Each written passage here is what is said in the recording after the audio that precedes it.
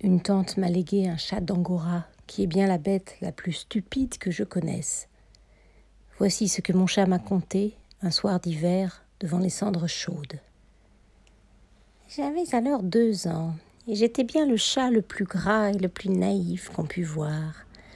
À cet âge tendre, je montrais encore toute la présomption d'un animal qui dédaigne les douceurs du foyer. Et pourtant, que de remerciements je devais à la Providence pour m'avoir placé chez votre tante. La brave femme m'adorait. J'avais au fond d'une armoire une véritable chambre à coucher, coussin de plumes et triple couverture. La nourriture valait le coucher. Jamais de pain, jamais de soupe, rien que de la viande, de la bonne viande saignante. Eh bien, au milieu de ces douceurs, je n'avais qu'un désir, qu'un rêve, me glisser par la fenêtre entr'ouverte et me sauver sur les toits. Les caresses me semblaient fades, la mollesse de mon lit me donnait des nausées. J'étais gras à m'en écœurer moi-même, et je m'ennuyais tout au long de la journée à être heureux. Il faut vous dire qu'en allongeant le cou, j'avais vu de la fenêtre le toit d'en face. 4 chats ce jour-là s'y battaient, le poil hérissé, la queue haute, se roulant sur les ardoises bleues au grand soleil avec des jurements de joie. Jamais je n'avais contemplé un spectacle si extraordinaire. Dès lors, mes croyances furent fixées. Le véritable bonheur était sur ce toit, derrière cette fenêtre qu'on fermait si soigneusement. Je me donnais pour preuve qu'on fermait ainsi les portes des armoires derrière lesquelles on cachait la viande. J'arrêtais le projet de m'enfuir. Il devait y avoir dans la vie autre chose que de la chair saignante. C'était là l'inconnu, l'idéal. Un jour, on oublia de pousser la fenêtre de la cuisine. Je sautai sur un petit toit qui se trouvait au-dessous.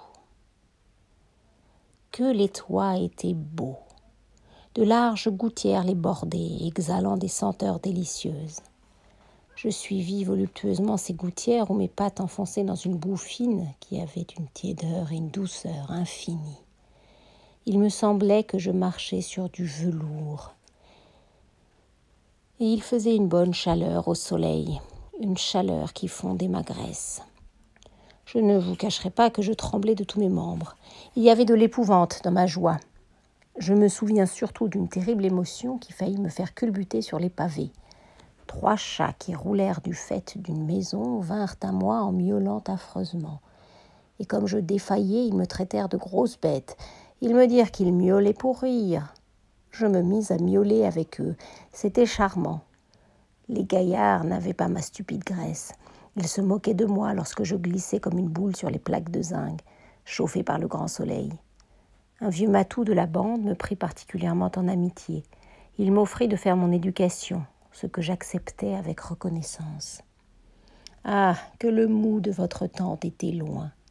Je bus aux gouttières, et jamais lait sucré ne m'avait semblé si doux. Tout me parut bon et beau. Une chatte passa, une ravissante chatte, dont la vue m'emplit d'une émotion inconnue. Mes rêves seuls m'avaient jusque-là montré ces créatures exquises dont l'échine a d'adorable souplesse.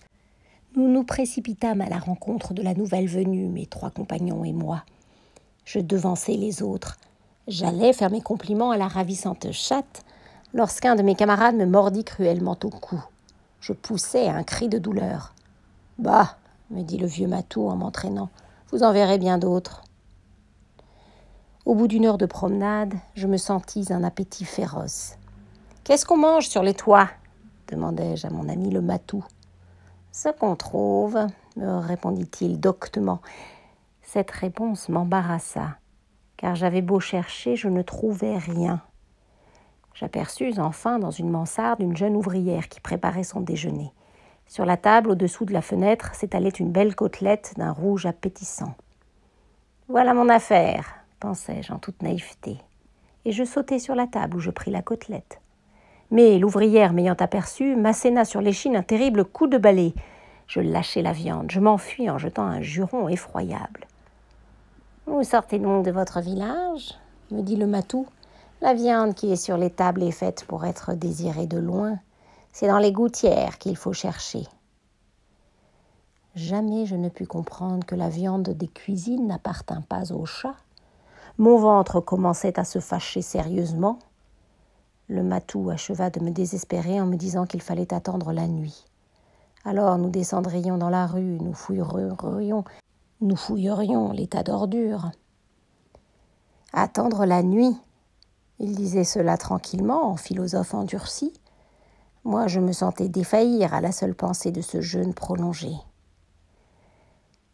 La nuit vint lentement, une nuit de brouillard qui me glaça. La pluie tomba bientôt, mince, pénétrante, fouettée par des souffles brusques de vent. Nous descendîmes par la baie vitrée d'un escalier. Que la rue me parut laide. Ce n'était plus cette bonne chaleur, ce large soleil, ces toits blancs de lumière où l'on se vautrait si délicieusement. Mes pattes glissaient sur le pavé gras. Je me souvins avec amertume de ma triple couverture et de mon coussin de plumes. À peine étions-nous dans la rue que mon ami le matou se mit à trembler.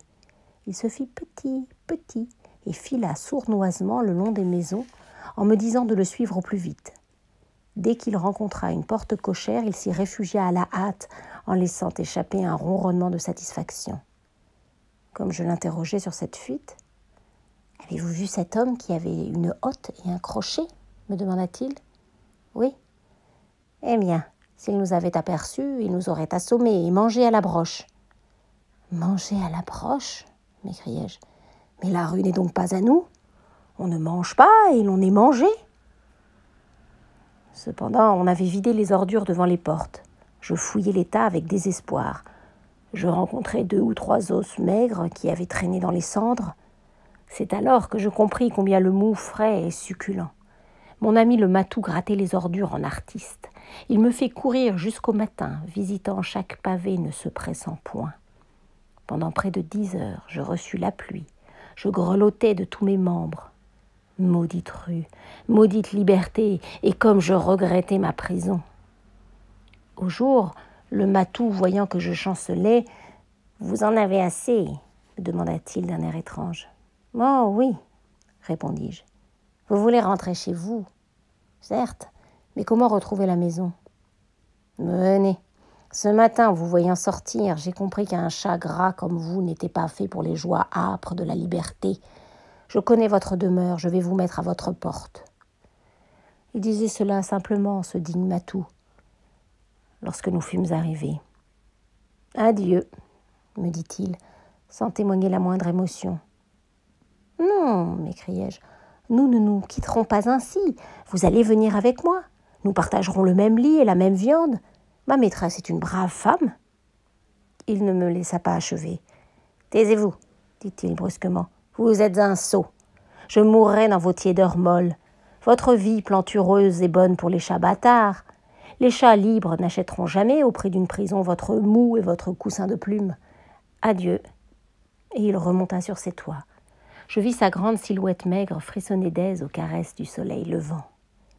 Et quand je rentrai, votre tante prit le martinet et m'administra une correction que je reçus avec une joie profonde. Je goûtai largement la volupté d'avoir chaud et d'être battue. Pendant qu'elle me frappait, je songeais avec délice à la viande qu'elle allait me donner ensuite. « Voyez-vous, » a conclu mon chat en s'allongeant devant la braise, « le véritable bonheur, le paradis, mon cher maître, c'est d'être enfermé et battu dans une pièce où il y a de la viande. Je parle pour les chats. »